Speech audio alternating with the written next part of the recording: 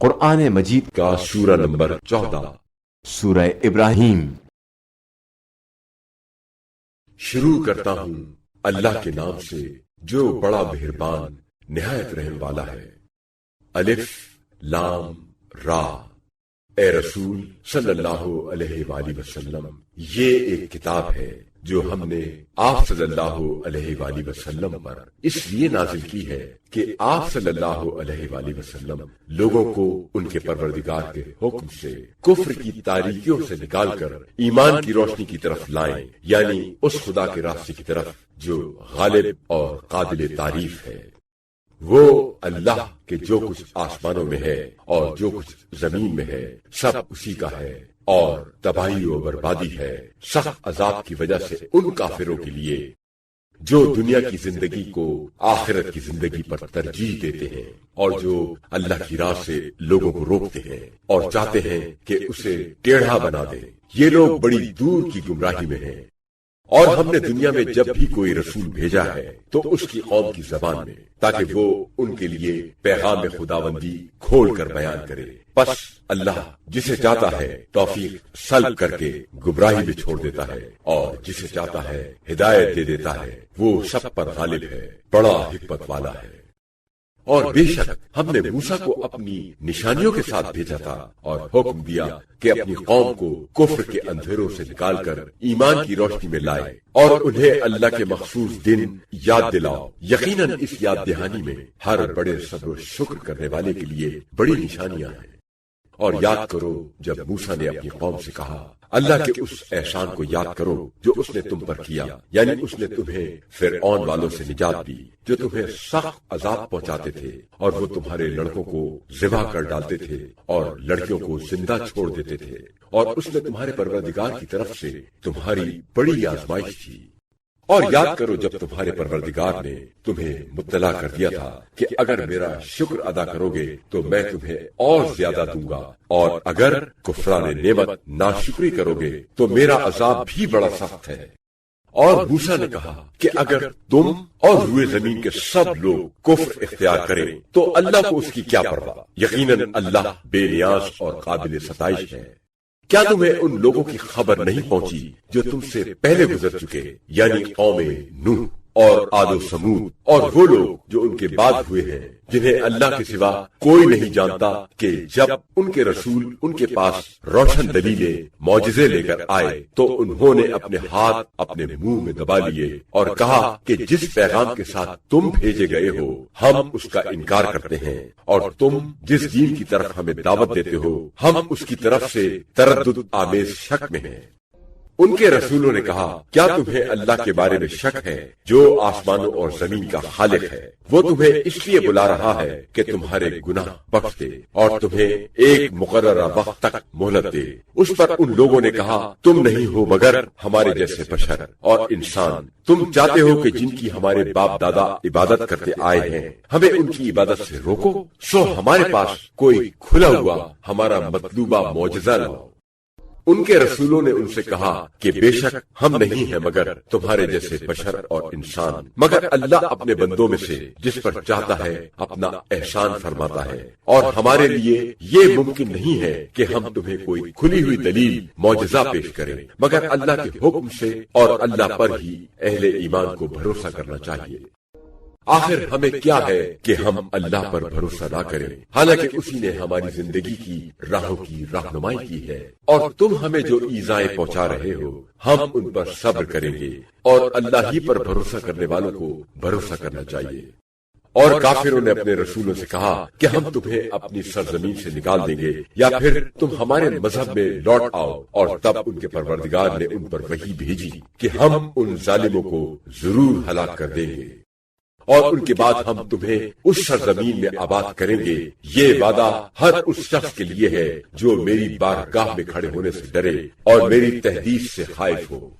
اور انہوں نے ہم سے فتح مندی طلب کی جو قبول ہوئی، اور ہر سرکش ضدی حق کی مخالفت کرنے والا نامراد ہوا۔ اس نامرادی کے پیچھے جہنم ہے اور اسے کچھ لہو قسم کا پانی پلایا جائے گا۔ جسے وہ گھونٹ گھونٹ کر کے پیے گا اور گلے سے اتار نہ سکے گا، اور ہر طرف سے اس کے پاس موت آئے گی مگر وہ مرے گا نہیں، اور مزید برآں اس کے پیچھے ایک اور سخت عذاب ہوگا۔ جن لوگوں نے اپنے پروردگار کا انکار کیا ان کے اعمال کی حالت اس رات جیسی ہے جسے سخت آندھی والے دن ہوا اڑا لے جائے، جو کچھ انہوں نے کیا کمایا اس سے کچھ بھی ان کے ہاتھ نہ آئے گا، یہی بہت بڑی گمراہی ہے۔ کیا تم نے نہیں دیکھا کہ خدا نے آسمانوں اور زمین کو حق و حکمت کے ساتھ پیدا کیا ہے؟ وہ چاہے تو تم سب کو لے جائے، فنا کر دے اور نئی مخلوق کو لے آئے، اور یہ بات اللہ کے لیے کچھ بھی مشکل نہیں ہے۔ اور قیامت کے دن وہ سب ایک ساتھ اللہ کی بارگاہ میں حاضر ہوں گے، تو جو کمزور پیروکار ہوں گے وہ ان سے کہیں گے جو بڑے سردار بنے ہوئے تھے کہ ہم تو زندگی بھر تمہارے پیروکار تھے، تو تم آج ہمیں اللہ کے عذاب سے کچھ بچا سکتے ہو؟ وہ بڑے کہیں گے کہ اگر اللہ ہمیں ہدایت دیتا تو ہم بھی تمہیں ہدایت دیتے، اب ہمارے لیے برابر ہے، جزا فضا کریں یا صبر کریں، آج ہمارے لیے چھٹکارا حاصل کرنے کی کوئی سبیل نہیں ہے۔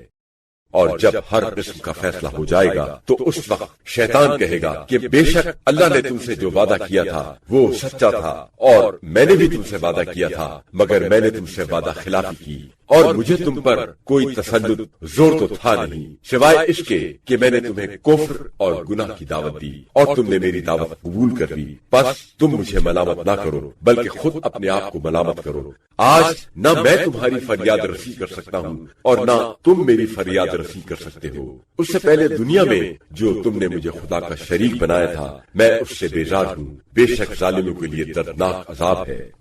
جو لوگ ایمان لائے اور نیک عمل کیے وہ ان بہشتوں میں داخل کیے جائیں گے جن کے نیچے سے نہریں بہ رہی ہوں گی، اور اپنے پروردگار کے حکم سے ان میں ہمیشہ ہمیشہ رہیں گے۔ اس میں ان کی باہمی دعا بوقت ملاقات سلام ہوگا، سلام علیکم، تم پر سلام کی ہو۔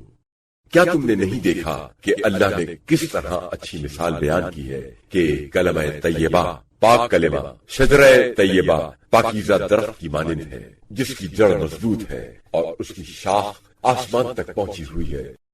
جو اپنے پروردگار کے حکم سے ہر وقت پھل دے رہا ہے، اور اللہ لوگوں کے لیے مثالیں پیش کرتا ہے تاکہ وہ نصیحت حاصل کرے اور سمجھے۔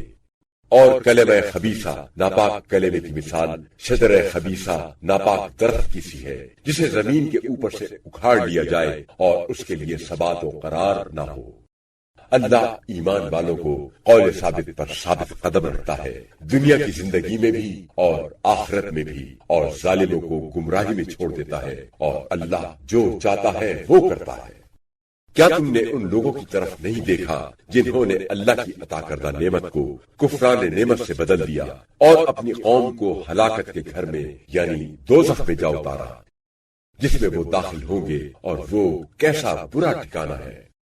اور انہوں نے اللہ کے لیے کچھ ہمسر شریک بنا لیے تاکہ لوگوں کو اس کے راستے سے بھٹکائیں۔ اے رسول صلی اللہ علیہ وآلہ وسلم، آپ کہہ دیجئے کہ چندے عیش کر لو، آخر یقیناً تمہاری باز گشت آتش دوزخ کی طرف ہے۔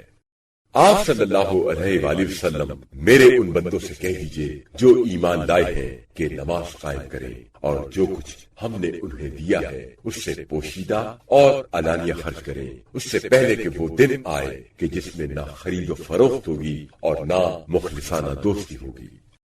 اللہ وہی ہے جس نے آسمانوں اور زمین کو پیدا کیا اور پھر کشتی کو تمہارے لیے مسخر کر دیا تاکہ وہ اس کے حکم سے سمندر میں چلے، اور دریاؤں کو بھی تمہارے لیے مسخر کر دیا، اور تمہارے لیے سورج اور چاند کو بھی مسخر کر دیا جو برابر چلے جا رہے ہیں، اور رات اور دن کو بھی تمہارے لیے مسخر کر دیا،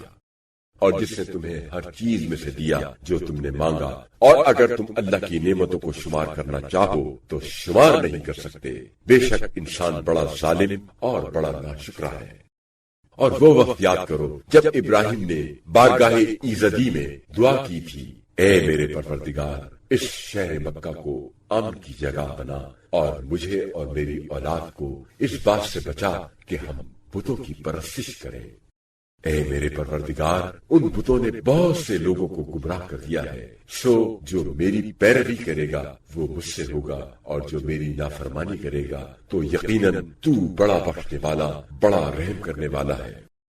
اے ہمارے پروردگار، میں نے اپنی کچھ اولاد کو تیرے محترم گھر کے پاس بے زراعت میدان میں آباد کیا ہے۔ اے ہمارے مالک، تاکہ وہ یہاں نماز قائم کریں۔ اب تو کچھ لوگوں کے دلوں کو ایسا کر دے کہ وہ ان کی طرف مائل ہوں، اور ان کو پھلوں سے رزق عطا فرما تاکہ وہ تیرا شکر ادا کریں۔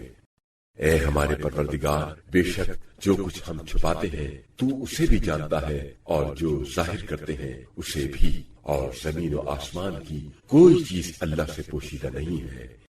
ساری ستائش اللہ کے لیے ہے، جس نے باوجود بڑھاپے کے مجھے اسماعیل و اسحاق 2 بیٹے عطا فرمائے۔ بے شک میرا پروردگار دعا کا بڑا سننے والا ہے۔ اے میرے پروردگار، مجھے نماز کا قائم کرنے والا بنا، اور میری اولاد کو بھی۔ اے ہمارے پروردگار، اور میری دعا کو قبول فرما۔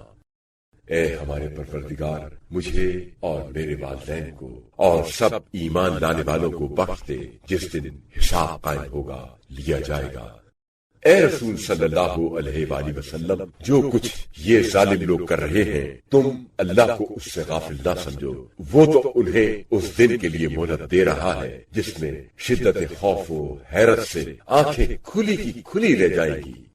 وہ تیزی سے دوڑ رہے ہوں گے اپنے سر اوپر اٹھائے ہوئے، اس عالم میں کہ ان کی نگاہ خود ان کی طرف نہیں پلٹے گی، اور ان کے دل خوف و دہشت کے سوا ہر خیال سے خالی ہو رہے ہوں گے۔ اے رسول صلی اللہ علیہ وآلہ وسلم، لوگوں کو اس دن سے ڈراؤ جب ان پر عذاب آئے گا تو ظالم لوگ کہیں گے، اے ہمارے رب، تھوڑی سی مدت کے لیے ہمیں مہلت دے دے، ہم تیری دعوت پر لبیک کہیں گے اور تیرے رسولوں کی پیروی کریں گے۔ انہیں جواب دیا جائے گا، کیا تم نے اس سے پہلے قسمیں نہیں کھائی تھیں کہ تمہیں کبھی زوال نہ ہوگا؟ حالانکہ تم انہی لوگوں کے مسکنوں میں آباد تھے جنہوں نے اپنے اوپر ظلم کیا تھا، اور تم پر واضح ہو گیا تھا کہ ہم نے ان کے ساتھ کیا سلوک کیا تھا، اور ہم نے تمہیں سمجھانے کے لیے مثالیں بھی بیان کر دی تھی۔ اور انہوں نے اپنی ساری تدبیریں کی اور چالیں چلی، اور اللہ کے پاس ان کی ہر تدبیر اور چال کا جواب ہے، اگرچہ ان کی تدبیریں اور ترکیبیں ایسی تھیں کہ ان سے پہاڑ بھی اپنی جگہ سے ہٹ جائیں۔ خبردار، یہ خیال نہ کرنا کہ اللہ نے اپنے رسولوں سے جو وعدہ کیا ہے وہ اس کے خلاف کرے گا۔ بے شک اللہ سب پر غالب ہے اور انتقام لینے والا ہے۔ اور یہ اس دن ہوگا جس دن یہ زمین دوسری قسم کی زمین سے بدل دی جائے گی، اور آسمان بھی بدل جائیں گے، اور سب لوگ اللہ کی بارگاہ میں حاضر ہو جائیں گے جو ایک ہے اور سب پر غالب ہے۔ اور تم اس دن مجرموں کو دیکھو گے کہ زنجیروں میں جکڑے ہوئے ہوں گے، ان کے کرتے تارکول کے ہوں گے، اور ان کے چہروں کو آگ ڈھانپ رہی ہوگی۔ یہ اس لیے ہوگا کہ اللہ ہر شخص کو اس کے کیے کا بدلہ دے گا۔ بے شک اللہ بہت جلد حساب لینے والا ہے۔